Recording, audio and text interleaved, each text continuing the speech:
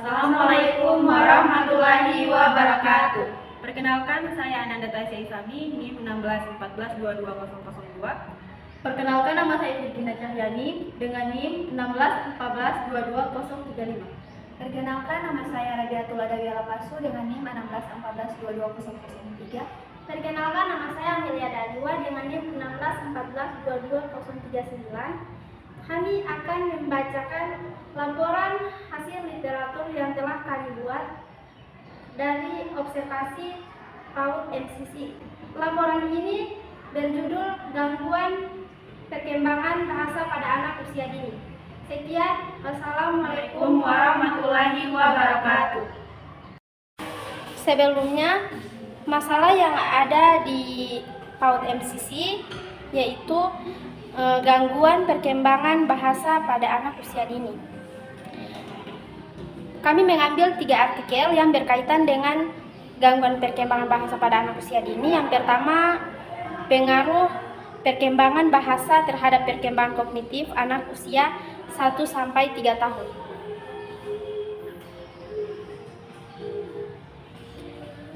Artikel ini disusun oleh Fitri Hartanto, Hendriani Selina, Juhrianha, Saldi Fitra.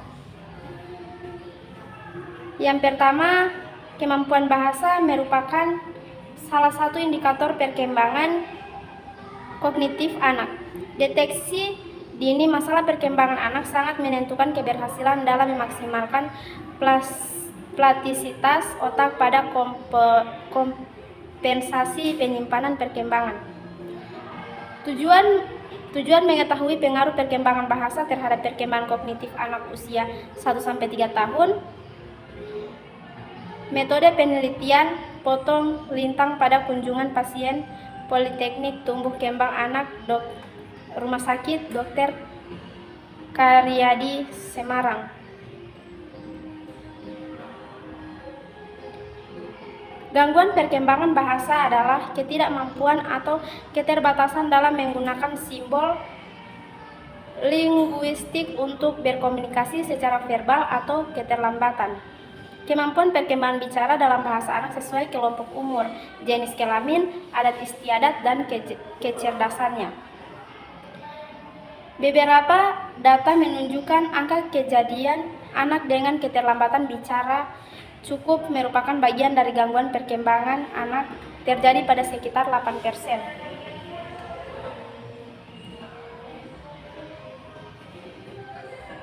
Yang kedua, ada artikel dari Aisyah Isna, yaitu perkembangan bahasa anak usia dini.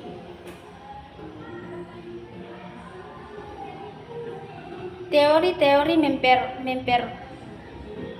memperolehan bahasa. Beberapa ahli berpendapat bahwa bahasa merupakan kemampuan yang dibawa sejak lahir, sedangkan para ahli lain berpendapat adanya pengaruh faktor baik eksternal maupun internal terhadap kemampuan bahasa. Uraian di bawah ini akan menjelaskan beberapa teori pengembangan bahasa yang sehubungan dengan adanya perbedaan pendapat di antara para ahli tersebut. Yang pertama ada teori Navitis.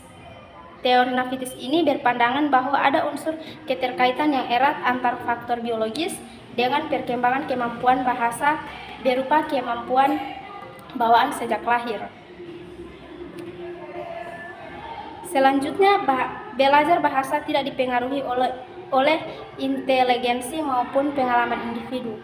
Menurut aliran Navitis ini, terdapat peran evolusi biologis dalam membentuk individu untuk menjadi makhluk linguistik. Kekurangan tersebut, yang pertama, pembelajaran peserta didik hanya berpusat pada guru. Yang kedua, peserta didik hanya mendengarkan dengan tertib penjelasan guru. Yang ketiga, peserta didik tidak bebas berkreasi dan berimajinasi. Kelebihannya sangat cocok untuk memperoleh kemampuan yang membutuhkan praktek dan kebiasaan. Yang kedua, materi yang diberikan sangat detail. Yang ketiga, membangun konsentrasi pikiran. Yang terakhir, yaitu yang ketiga, ada teori perkembangan kognitif.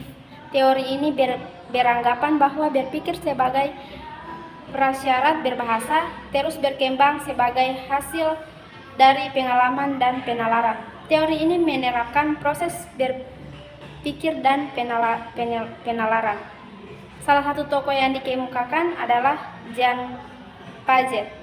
Jean Piaget mengemukakan bahwa perkembangan bahasa bersifat progresif dan terjadi pada setiap tahap perkembangan. Perkembangan anak secara umum dan perkembangan bahasa awal anak berkaitan erat dengan berbagai kegiatan anak, objek, dan kejadian yang mereka alami dengan menyentuh, mendengar, melihat, merasa, dan mencium. Yang ketiga ada artikel dari Putri Adjohroh, Rizka Junitasari, dan Rosmawati Lubis, yaitu artikel yang berjudul Analisis Perkembangan Bahasa pada Anak Usia Dini di Wilayah Puskesmas Kunciran Kota Tangerang tahun 2020. Bahasa adalah aspek perkembangan yang berperan penting dalam kehidupan anak usia dini. Agar mampu menggunakan bahasa untuk dipahami, baik secara pasif maupun digunakan secara aktif untuk berkomunikasi secara efektif. Hasil studi pendahuluan di puskesmas tersebut masih ditemukan anak yang mengalami gangguan perkembangan bahasa. Penelitian ini merupakan penelitian analitik kuantitatif dengan rancangan cross-seksional.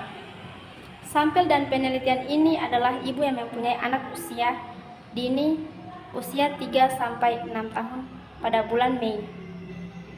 Sebanyak 75 orang dengan teknik proportional stratified random sampling.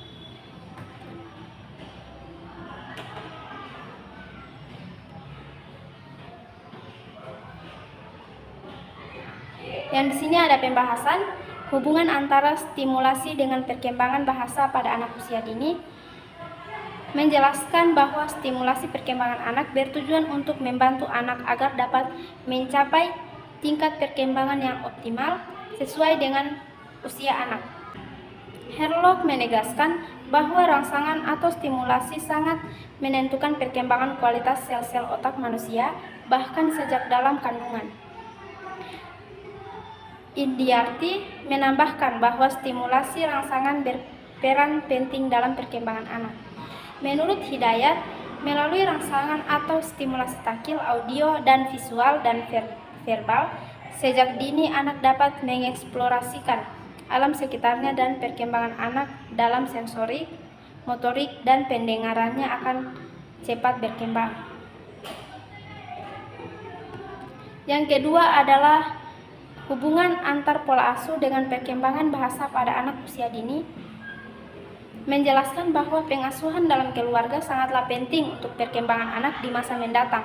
Pengasuhan ini termasuk pengasuhan di aspek psikososial yang mengarah kepada perkembangan yang positif. Yang ketiga ada hubungan antara jenis kelamin dengan perkembangan bahasa pada anak usia dini. Menjelaskan bahwa anak perempuan melebihi anak laki-laki dalam aspek bahasa.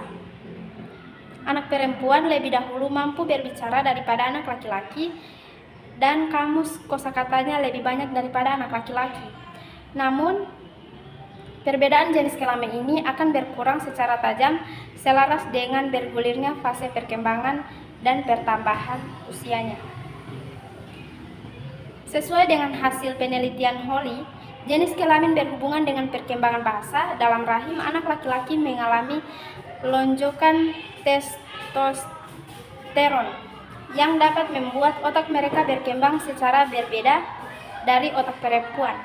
Penelitian ini menunjukkan bahwa semakin tinggi hormon testosteron yang terekspos pada bayi-bayi di kandungan, semakin besar kemungkinan mereka menjadi anak yang impulsif. Bagian dari otak yang mengontrol gerakan dan koordinasi tumbuh lebih cepat pada bayi laki-laki, sedangkan bagian otak bayi perempuan yang mengontrol panca indera seperti penglihatan dan pendengaran lebih sensitif daripada laki-laki. Sekian dari penjelasan 3 artikel tersebut. Selanjutnya akan dilanjutkan oleh rekan saya. Baik, selanjutnya saya akan membacakan penyebab gangguan dalam berbahasa pada anak usia dini. Penyebab gangguan dalam berbahasa pada anak usia dini. Gangguan perkembangan bahasa pada anak dapat disebabkan oleh beragam faktor, termasuk faktor genetik, lingkungan, masalah kesehatan, atau kombinasi dari faktor-faktor tersebut. Faktor genetik seperti riwayat keluarga dengan gangguan bahasa dapat berperan, sementara lingkungan yang kurang stimulatif atau interaksi yang terbatas dengan anak juga dapat mempengaruhi perkembangan bahasanya. Masalah pendengaran, gangguan perkembangan seperti autisme atau kondisi medis tertentu juga bisa berkontribusi pada gangguan perkembangan bahasa anak. Baik, selanjutnya saya akan membacakan solusi gangguan dalam berbahasa pada anak usia dini. Yang pertama, pengawasan profesional. Pengawasan profesional menyertakan seorang ahli terapis bicara atau logopedis untuk mengevaluasi dan memberikan intervensi yang tepat bagi anak. Kelebihannya, ahli terapis bicara memiliki pengetahuan yang mendalam untuk menilai dan memberikan intervensi yang tepat. Kekurangannya, biaya mungkin menjadi hambatan dan ketersediaan terapis bicara yang berkualitas bisa terbatas. Yang kedua, stimulasi lingkungan yang kaya. Stimulasi lingkungan yang kaya mendorong interaksi yang banyak dengan anak melalui membaca, berbicara, dan bermain untuk memperkaya pengalaman bahasa mereka. Kelebihannya dapat dilakukan sehari-hari tanpa biaya tambahan, membantu anak secara alami dalam pengembangan bahasa.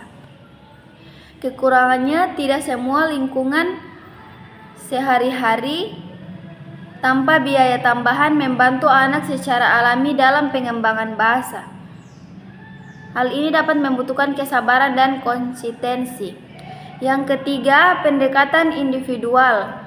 Pendekatan individual, setiap anak memiliki kebutuhan yang berbeda. Solusi penjelasan harus disesuaikan dengan kebutuhan spesifik anak untuk membantu mereka berkembang dalam berkomunikasi. Kelebihannya menyesuaikan pendekatan dengan kebutuhan anak secara spesifik. Kekurangannya memerlukan waktu dan sumber daya ekstra untuk menyesuaikan pendekatan secara individual. Yang keempat, kolaborasi dengan orang tua. Kolaborasi dengan orang tua melibatkan orang tua dalam mendukung proses pembelajaran bahasa anak dengan memberikan panduan dan strategi yang bisa diterapkan di rumah. Kelebihannya memberikan dukungan yang berkelanjutan di rumah, memperkuat pembelajaran anak. Kekurangannya, orang tua mungkin perlu bantuan tambahan atau dukungan untuk melaksanakan panduan dengan efektif. Yang terakhir, intervensi awal. Intervensi awal mendeteksi dan mengatasi gangguan bahasa sejak dini dapat minimalkan dampaknya. Konsultasi dengan profesional secepat mungkin sangat penting. Kelebihannya mengurangi dampak gangguan bahasa pada anak. Kekurangannya, identifikasi awal bisa sulit dilakukan dan intervensi bisa memerlukan waktu yang lama. Baik, saya akan membacakan kesimpulannya. Dalam menangani gangguan bahasa pada anak usia dini, pendekatan yang holistik dan terintegrasi sangatlah penting. Kolaborasi antara orang tua, profesional kesehatan, dan lingkungan yang mendukung merupakan kunci dalam membantu anak mengatasi tantangan komunikasi mereka. Sementara itu, solusi seperti intervensi profesional dan stimulasi lingkungan memiliki keunggulan masing-masing. Penggunaan kombinasi solusi-solusi ini dapat memberikan hasil terbaik bagi perkembangan bahasa pada anak. Terima kasih. Itulah hasil laporan kajian literatur dari kami. Sekian. Wassalamualaikum warahmatullahi wabarakatuh. Terima kasih.